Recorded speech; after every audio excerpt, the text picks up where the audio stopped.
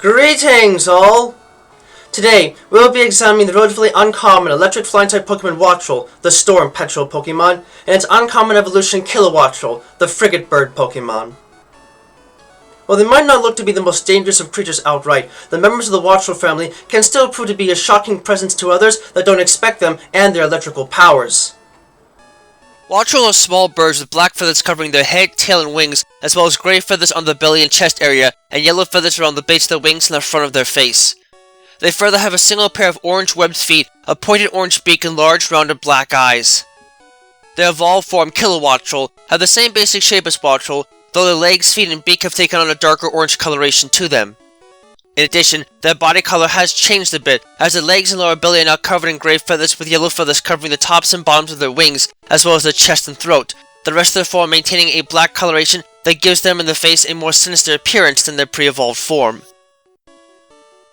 The members of the Wattrel family are notable among their avian contemporaries for their capacity to generate electricity in their bodies, and in their case, this is a direct consequence of the way their bones and wings are structured.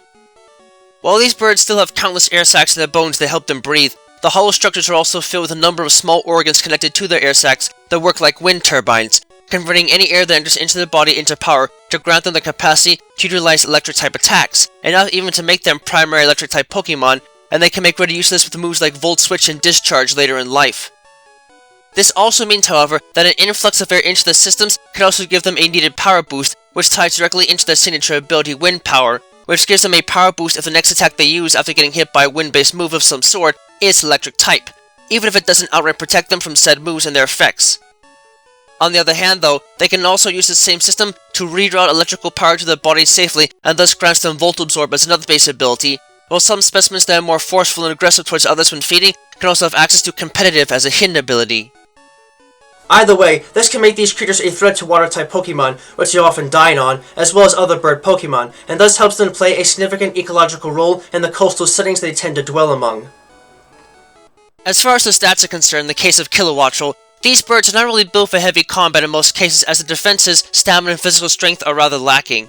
However, they can still make good use of their incredible speed and potent special attacks, the base special attack and speed stats being above average for a fully evolved electric and flying-type Pokemon, so they at least have some merit to work with.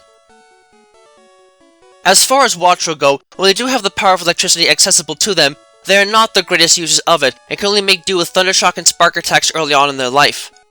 Even so, they are able to make use of this power when hunting, as they are able to dive from coastal cliffs they make their nests on to enter into the water if they spot a fish Pokemon of some sort close to the surface, using their powers to electrocute them to either stun or outright kill them, and give these birds a chance to scoop them up and take them back to their nests for a meal. Aside from their own bodies, it is known that these creatures will often travel vast distances to find scraps of metal or other materials that can conduct an electric charge, and use them to line the inside of the nest to give them the same charge, crackling with electricity. This helps to defend them against potential predators that would seek to devour their eggs and any offspring in the nest, but most of the time the biggest threat comes from humans, who are able to remove the charged bits of material and process the nest to make an extremely tasty soup that is said to be a delicacy in the Paldea region. As such, the population numbers of these species tend to be kept in check more often than not, and this hopes to keep them from otherwise dominating the airways around their habitats. Much as with its pre-evolved form, Kilowattrel specialize in using their bodies to deliver shocking strikes to aquatic Pokemon in the water in order to garner an easy meal, but they are at a bit of a disadvantage as they do not have the oil needed in their feathers to stay afloat in the water for very long or even swim in it, and the larger size makes it harder for them to stay in the water that their prey otherwise dwell in. Even so, they are still a remarkable improvement over their pre-evolved form in terms of their combat abilities, and it's mainly thanks to the large sac that now exists in their throat. This sac allows them to store the electrical charge their wings and bones generate in order to power up to use much larger, stronger attacks, and thus allows them to make use of moves like Electro Ball immediately after evolving, plus the larger wings mean they can also learn the devastating Hurricane attack late in life. These birds can use their broad wings and flying prowess to ride air currents for as long as 430 miles without ever having to rest, and it helps to make them much better predators as a consequence. They can be a bit rowdier to handle compared to Wattrel, but those with a key eye for the sea and the land can still often befriend them, and they are often used by frigate workers to acquire easy meals when out in open water. While electricity and birds usually don't go that well together, both Wattrel and Kilowattrel are some of the few birds that can do so and make good direct use of it in a fight. Wattrel are small and adorable little birds that can be pleasant to be around from the looks alone, though approaching them should still be done cautiously. They might be small, but they can give a bit of a shock to those that get too close. Though given that I'm usually not a fan of birds anyways, getting close to them is usually the last thing on my mind. Kilowattrel are potent predators that can make great use of moves like Electro Ball to deal massive damage to others that get in their way, and are rarely ever shy about using their powers. This in turn can make them a bit of a handful to deal with at first, but at the very least they can be still readily trained and make for good fighters in many battles, so long as you can get the drop on an opponent before they can launch any serious offense at them. A crackling presence in the air when it comes time to fight, and certainly more energetic than some might assume. The members of the Wattrel family are unique birds that prove that the power of a legendary isn't always needed for a bird to give a shocking surprise to an opponent. They might be fairly weak at a young age and difficult to work with in that regard, but it can be worth it for the decent special power and blistering speed that these birds possess as adults.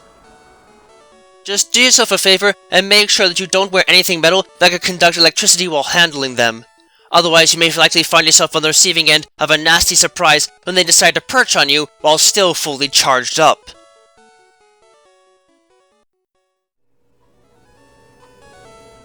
Thank you for watching this video. It brings me great joy to be able to speak to you all in the world each and every time we meet like this, to explore the many different facets of both the world of Pokemon as we know it, and the world as we live it, through every adventure we have with Pokemon by our side.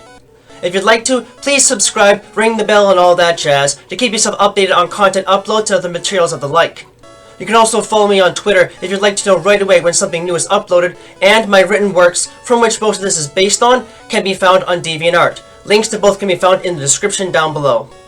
Remember that the world of Pokemon is a place full of wonder and mystery, and you never know what to expect. So, stay vigilant, keep watch, and always be prepared for the unexpected. Until next time, trainers and friends of all sorts, have a wonderful time.